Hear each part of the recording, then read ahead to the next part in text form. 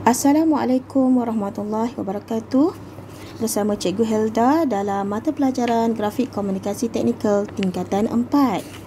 Baik, untuk hari ini kita akan mempelajari bab 1 terlebih dahulu, iaitu pengenalan kepada grafik komunikasi teknikal.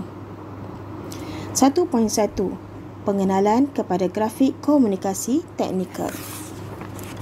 Baik, dalam bab yang pertama ini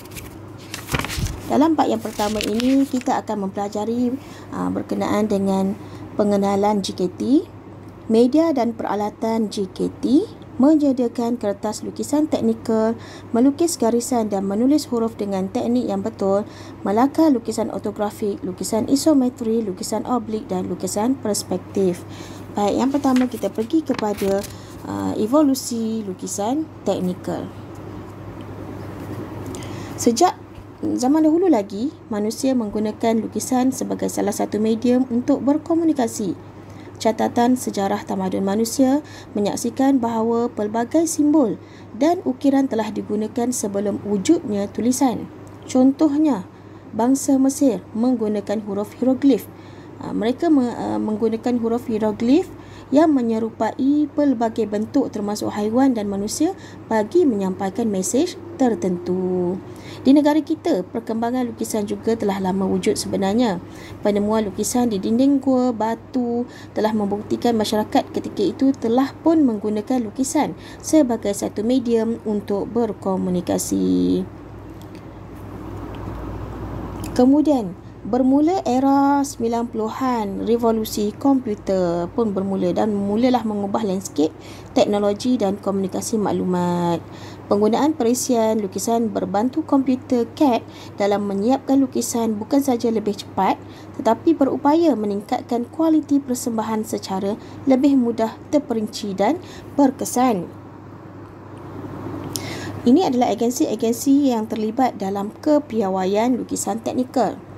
Terdapat beberapa institusi kepiawaian di peringkat tempatan dan antarabangsa yang ditubuhkan untuk menyeragamkan segala butiran dan simbol yang digunakan oleh pelukis teknikal. Kepiawaian ini sangat penting supaya semua simbol tersebut dapat dibaca dalam tafsiran yang betul dan difahami secara tepat oleh semua pihak. Antaranya Institut Piawaian Penyelidikan Perindustrian Malaysia SIRIM, Institut Piawaian Kebangsaan Amerika ANSI, Jabatan Standard Malaysia JSM, Kepiawaian British, Pertubuhan Kepiawaian Antarabangsa ISO, Kepiawaian Australia, Institut Kepiawaian Jerman, Kepiawaian Kanada dan Kepiawaian Perindustrian Jepun. Sistem unjuran. Okey, sebenarnya dalam lukisan teknikal, sistem unjuran ni terbahagi kepada dua, iaitu unjuran berpusat dan unjuran selari. Kedua-dua sistem unjuran ini mengandungi sub-unjuran yang mana setiap satu mempunyai ciri-ciri yang tersendiri. Yang ini nanti kita akan belajar dalam bab-bab yang seterusnya nanti. Baik, grafik komunikasi teknikal. Apa itu GKT? Okey, GKT merupakan media perhubungan dalam bentuk grafik yang mengandungi maklumat lengkap bagi menyampaikan maklumat dengan lebih berkesan. Setiap garisan, simbol, catatan dalam lukisan teknikal memberikan maklumat yang lengkap tentang sesuatu objek yang dilukis. Okey, beza antara lukisan GKT dan seni visual. Okey, perbezaan antara lukisan GKT dan seni visual. Cuba tengok gambar. Lukisan kalau PSV atau seni visual, dia menggunakan kemahiran tangan untuk menghasilkan seni lukisan tersebut. Manakala GKT menggunakan peralatan, dan lukisan untuk GKT ini berbentuk geometri ataupun teknikal. Okey, nampak perbezaan antara dua lukisan? Okey, kerjaya yang berkaitan dengan GKT. Kerjaya yang berkaitan dengan GKT banyak sebenarnya, luas dalam bidang pekerjaan. seperti kejuruteraan awam, mekanikal, pembuatan elektrik dan elektronik, bidang seni, bina, juru ukur, hiasan dalaman, semuanya memerlukan kepakaran bidang JKT. Kemudian kerjaya yang terlibat dalam JKT seperti jurutera, arkitek, pelukis pelan dan pereka bentuk. Okey, 1.2, media dan peralatan. Media dan peralatan.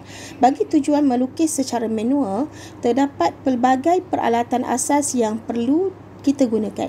Setiap alatan ini mempunyai ciri dan fungsi tersendiri. Jadi sebelum mula melukis, kita perlu kenal pasti jenis peralatan, cara penggunaan dan penjagaan peralatan tersebut. Kemahiran serta pengetahuan asas mengendalikan peralatan melukis ini sangat penting bagi memastikan lukisan yang dihasilkan nanti bermutu dan tepat. Baik, kita kenali dulu antara peralatan yang penting. Yang pertama, papan lukisan atau meja. Papan lukisan atau meja fungsinya sebagai tempat alas untuk melukis dengan permukaan yang rata. Papan lukisan mudahlah kita bawa ke mana-mana.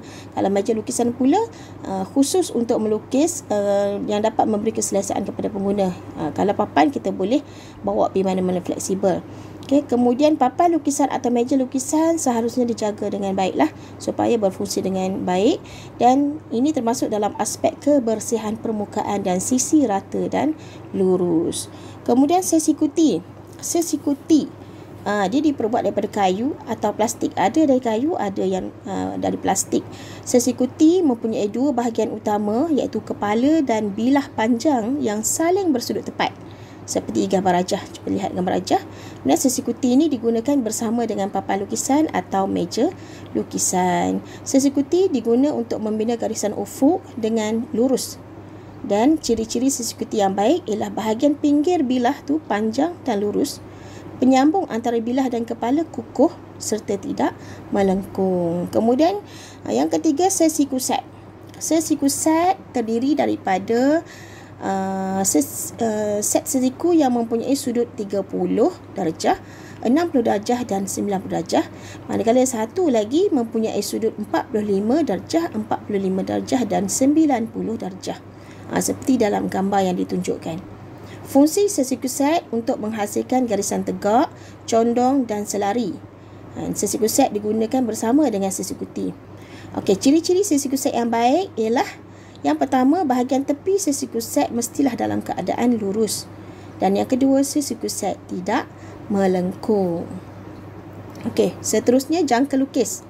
Jangka lukis seperti yang ditunjukkan dalam gambar foto tersebut, dia mempunyai pelbagai kegunaan seperti nak membina bulatan, memindahkan jarak serta melukis lengkung.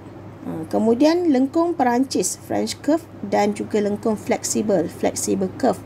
Lengkung perancis diperbuat daripada plastik dan terdapat dalam pelbagai bentuk dan digunakan untuk kerja melukis garisan lengkung, iaitu dengan menyesuaikan bentuk alat pada titik-titik garisan lengkung yang hendak dilukis. Manakala lengkung fleksibel pula digunakan untuk membina garis lengkung dan boleh dilentur mengikut kesesuaian bagi mendapatkan garisan lengkung yang dikehendaki.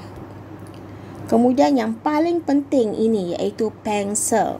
Okey, mata pensel yang digunakan untuk melukis mempunyai grade kehitaman tertentu, iaitu grade keras, grade sederhana dan grade lembut. Okey, kalau kita tengok, grade kehitaman ini dikenali dengan siri H, F, HB dan B. Untuk grade keras, pensel jenis ini menghasilkan menghasilkan garisan bertona cerah untuk garisan binaan, garisan panduan, penghurufan dan garisan yang memerlukan ketepatan.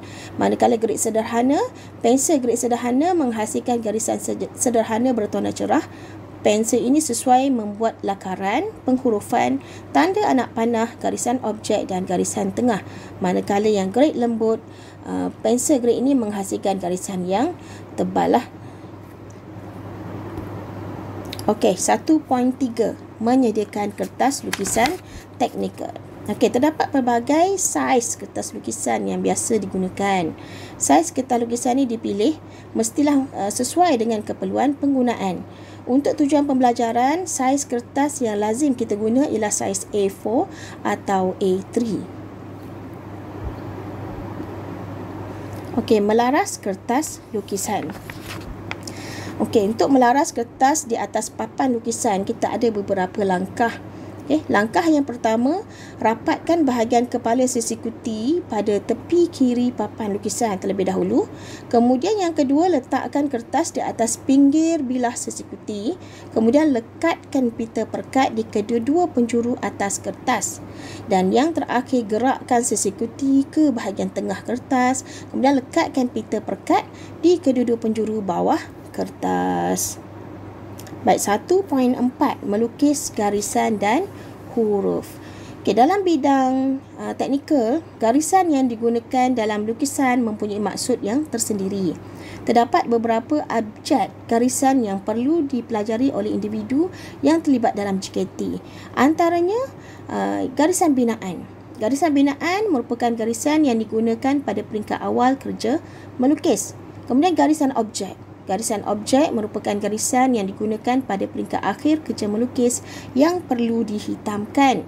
Dan garisan terlindung, iaitu garisan yang digunakan untuk menunjukkan bahagian yang terlindung dan dilukis secara putus-putus. Kemudian setiap garisan ni perlu dilukis mengikut darjah kehitaman dan ketebalan yang seragam. Penghurufan dan nombor. Terdapat beberapa kaedah yang digunakan dalam membuat huruf dan nombor, iaitu kaedah menegak dan kaedah condong. Kita ada teknik-teknik penghurufan sebenarnya. Okey, teknik penghurufan yang biasa kita gunakan dalam lukisan teknikal ialah teknik penghurufan lejang tunggal, iaitu berdasarkan satu ciri lejang tunggal. Kemudian anak panah digunakan untuk menunjukkan arah gerakan pensel ketika menulis. Yang ni nanti kamu boleh tengok detail dalam buku teks lah, dalam buku teks. Kemudian jarak antara huruf, jarak antara perkataan pun dia ada penetapan di situ. Teknik menulis huruf yang betul, menggunakan jarak yang sama antara huruf dan sebagainya. Keseragaman, penghurufan seragam, maksudnya huruf-huruf yang kita tulis pada kertas lukisan tu mestilah seragam dari segi gaya dia, saiz dia, bentuk, kecondongan, tebal garisan huruf, ruang antara huruf dan ruang antara perkataan. Okey, 1.5, lakaran. Okey, prinsip lakaran ni sebenarnya proses awal untuk melukis dan hanya menggunakan alatan asas seperti pensel, pemadam dan kertas.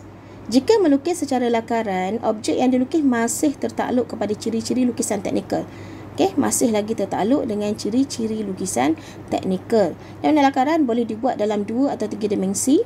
Kerana dia punya ketebalan, kehitaman dan jenis garisan yang betul perlu dititik beratkan dalam membuat lakaran. Okey, melangkah ni penting sebab dapat membantu mereka untuk merekodkan idea dengan pantas. Okey, setakat itu sahaja untuk pengenalan kali ini. Terima kasih.